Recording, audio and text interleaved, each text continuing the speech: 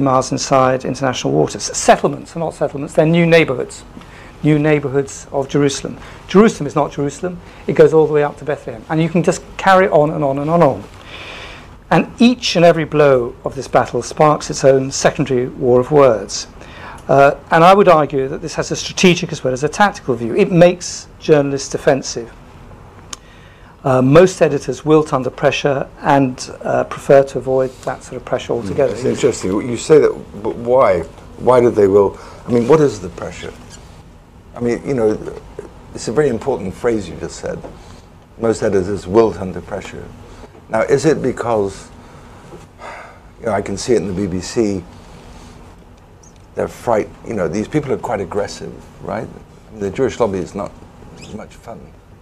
No. And they come at you from every direction, you know. It's a pro-Israel. If you're, I mean, that's very important to say that Jewish, it's not a Jewish lobby. So can I interrupt? Can I interrupt a second? It's not a Jewish lobby. It may be a Zionist lobby. It might be a pro-Israel lobby. Yeah, but they use the Jewish connection to get you. Yes, but it's not necessarily a Jewish lobby. Right, it's an Israeli. It's Friends of Israel. Let's not be too polite about them because they're not very polite about us. Right? Yeah, but they're not our teachers. Why are we afraid of them? That's what I don't understand. You know, I mean, we're all British. What is it? What can this guy do to you? What? It requires. I'm British. I may be Welsh, but I'm.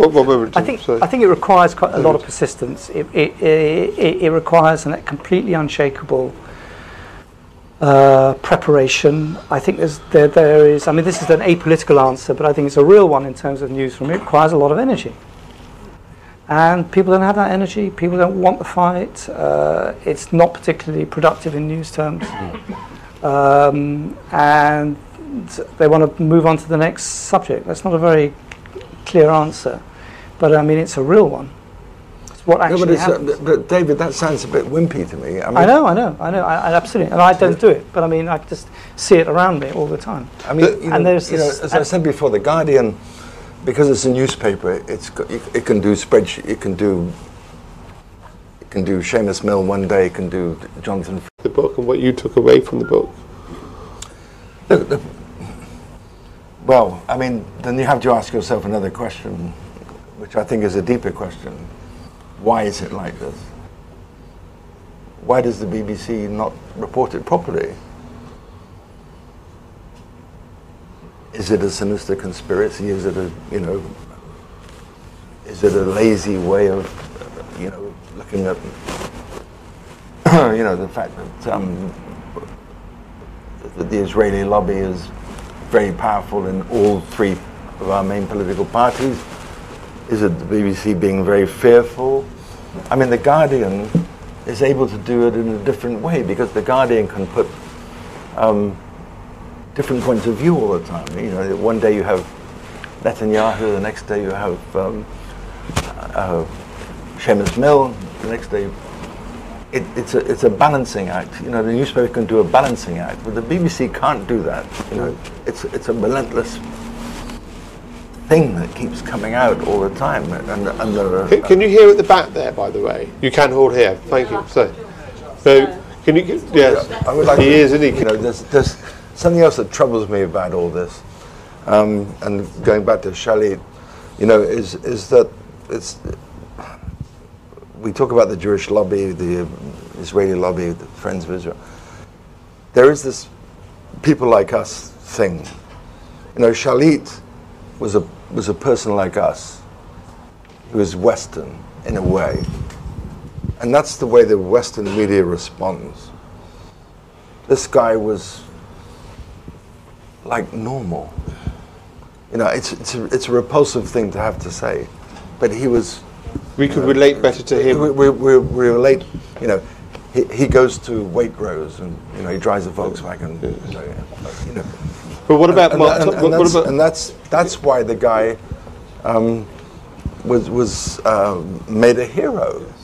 And he was a person, PLU, a person like us, and that's, I think, one of the fundamental things about Israel. The Europeans have made the Israelis people like us. Coming back to we all identify with the actual question in relation to Mark Thompson, do you think you're in a position to ask? But you've just said a lot of words there, which I think you should explain. You know, the BBC is pressured because it's part of a governmental system. I mean, there's no question about the Friends of Israel are big in each three political parties, right? And the BBC, having been crushed by, in 2004. Your point to David was is that I think the BBC has been crushed. I mean, I think, but I don't see, because it's a quasi-governmental system, the BBC. But it's very telling that in the wake of Cast Lead, the Israeli Foreign Ministry actually issued a directive to the Hasbara people, the propaganda people around the world, start placing articles, start placing programs. So they were very confident that they had the ability and the people in place to be able to do that. Now that to me said a lot. If they can just basically give this directive and all these sleepers all of a sudden wake up and start doing things. But there are clearly people in positions of influence who are able to do this.